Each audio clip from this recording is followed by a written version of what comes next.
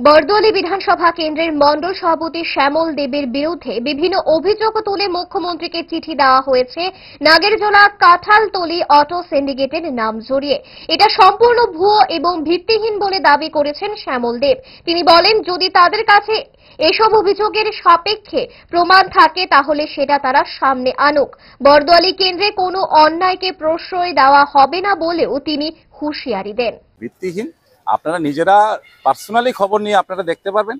তবে একটা কথা আমি পরিষ্কারভাবে বলে দিতে চাই আপনাদের মাধ্যমে, যারা এই সমস্ত চক্রান্তের সাথে জড়িত তাদেরকে অবশ্যই খোঁজা হবে, তাদেরকে বের করা হবে এবং তাদের বিরুদ্ধে কঠোর শাস্তি যেন তারা পায় সেই আপিল আমাদের পক্ষ থেকে আমাদের প্রশাসনের কাছে থাকবে।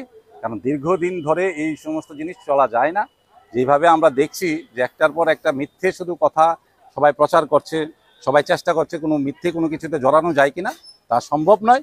আর বরদোয়ালিতে কোনোভাবেই কোনো উচ্ছৃঙ্খলতা, কোনো তোল্লাবাজি, কোনো চাঁদাবাজি, কোনো আর্থিক কেলেঙ্কারি কোনো কিছু আমরা বরদাস্ত করব না, সেটা আমরা হলফ করে বলতে চাইছি।